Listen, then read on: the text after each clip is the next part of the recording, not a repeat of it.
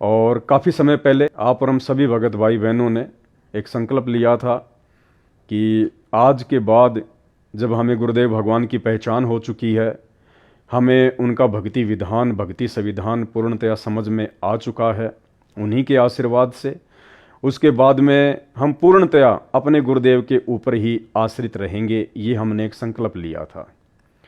चाहे समस्या छोटी आओ, चाहे समस्या बड़ी आओ, ज़रूरत चाहे छोटी हो चाहे बड़ी हो, चाहे पैसे की हो, हम किसी के आगे हाथ नहीं फैलाएंगे।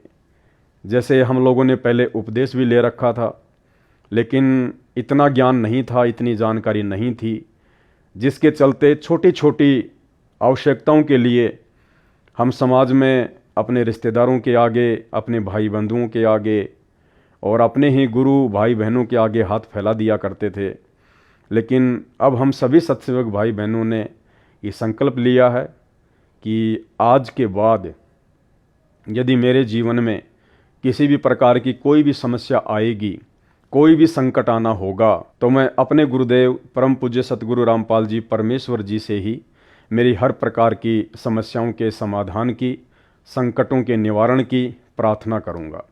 उनके अलावा मैं किसी के आगे भी हाथ नहीं फैलाऊंगा। यदि मैं भिखारी बनूंगा तो अपने गुरुदेव भगवान का बनूंगा। अब मैं दुनिया का भिखारी नहीं बनूंगा, क्योंकि उनके तत्व ज्ञान से हमें समझ में आ चुका है कि ये पूरी दुनिया, ये 21 ब्रह्मांड मेरे पूज्य गुरुदेव कबीर परमेश्वर सतगुरु रामपाल जी भगवान का भिखारी है। दाता एक राम, भिखारी सारी दुनिया।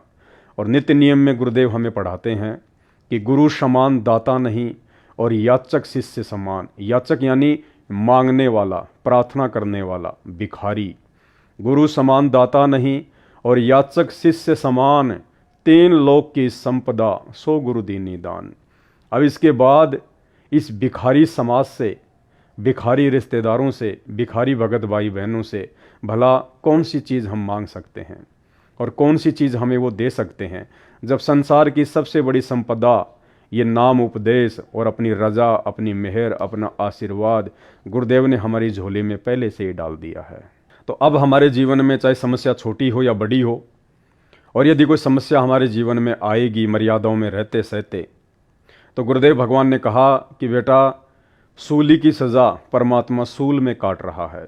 बहुत बड़ी समस्या जो तेरे ऊपर आनी थी, परमात्मा थोड़े से में, हल्के से दर्द में तेरी समस्या को दूर कर रहा है। तो ऐसे समय में भाई और बहनों, हमें बिल्कुल भी भक्ति मार्ग से विचलित नहीं होना चाहिए, डगमग नहीं होना चाहिए, क्योंकि एक समय उपरांत जब परमेश्वर हमें इतना ज्ञान दे देते हैं, अपने हर प्रकार के भक्ति विधान से हमें रूबरू करवा देते हैं, उसके बाद परमात्मा खुद भी जानबूझकर हल्का फुल्का दर्द, दुख, परेशानियां, तकलीफ, संकट, समस्याएं जानबूझकर हमारे सामने पैदा करते हैं, हमारी परीक्षा लेने के लिए कि हम कितना अपने गुरुदेव के ज्ञान को समझ पाए और कितना हम अपने गुरुदेव के ऊपर विश्वास कर पाए हैं।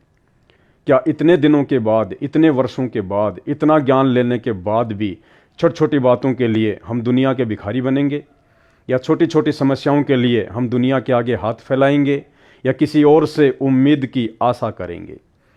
इन तमाम बातों को देखने के लिए वो अंतर्यामी परमेश्वर, खैर उन्हें तो पहले से ही सब कुछ पता होता है कि जीव मेरे द्वारा ली जाने वाली परीक्षा में क्या करेगा, क्या नहीं करेगा, किस तरफ ये मुंह उठा के देखेगा, या अपने गुरुदेव से ही हर प्रकार की उम्मीद रखेगा।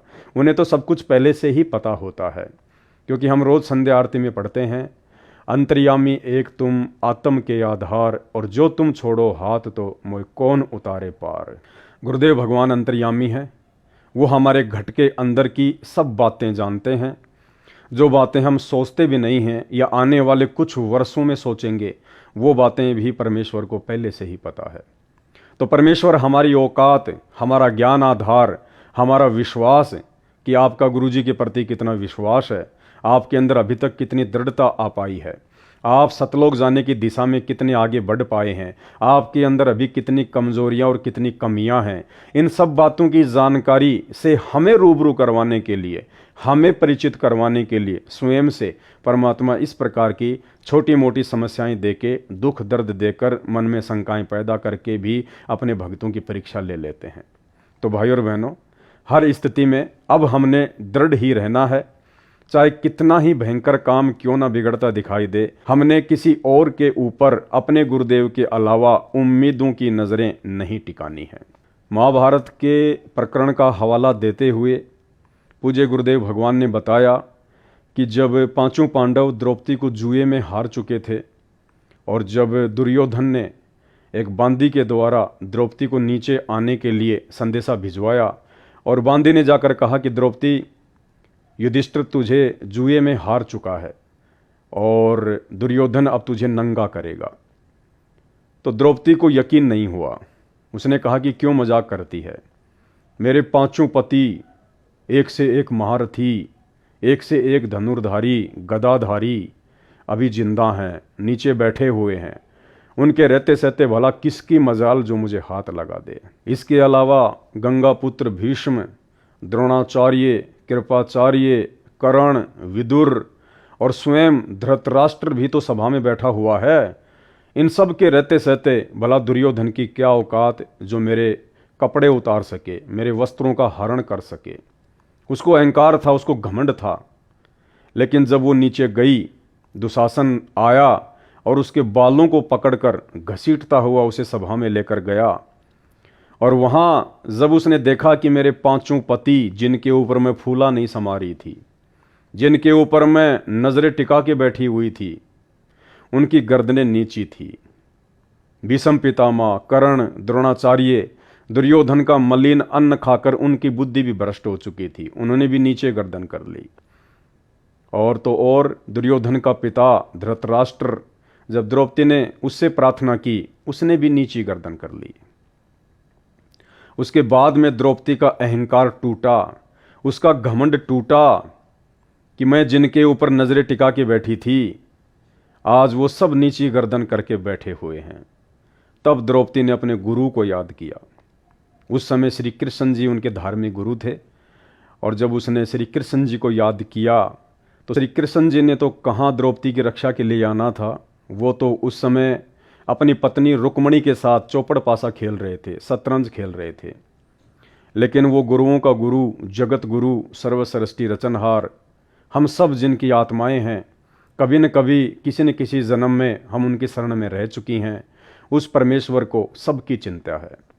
और वो परमेश्वर, वो असली मुरारी, वो कबीर देव भगवान जो वर्तमान में परम पूज्य सतगुरु रामपाल जी के चोले में धरती पर प्रकट हैं, उन्होंने सूक्ष्म रूप बनाया और द्रौपदी को निर्वस्त्र होने से बचाया। भाई और बहनों, आज हमने उसी परमपिता परमेश्वर के ऊपर अपनी नज़रें टिका के रखनी है। आज उनके ज्ञान आधार से, उनके आशीर्वाद से हमने सत्संग सुनकर हर प्रकार की बुराइयों से, विषय विकारों से किनारा कर लिया है। अपने पेट पोषण के लिए नेक नीति और ईमानदारी से अपना काम धंधा करते हैं। फालतू में हम ना किसी के पास बैठते हैं, ना उठते हैं, ना किसी के साथ कोई गपशप करते हैं। हर प्रकार की सामाजिक परंपराओं और कुरीतियों से हम दूर हट चुके हैं और ज़्यादा से ज़्यादा समय परमपिता परमेश्वर जी के सत्संग सुनने में, नाम सुमरण करने में ही बिताते हैं और हर प्रकार से उनकी मर्यादाओं का ध्यान रखते हैं। तो ऐसे में परमात्मा भी हमारा ध्यान रखेगा।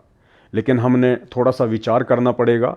जब भी हमारे ऊपर छोटी मोटी कोई समस्या आती है तो हमने इतना ही सोचना है कि मेरे गुरुदेव भगवान की तरफ से ये मेरी परीक्षा है।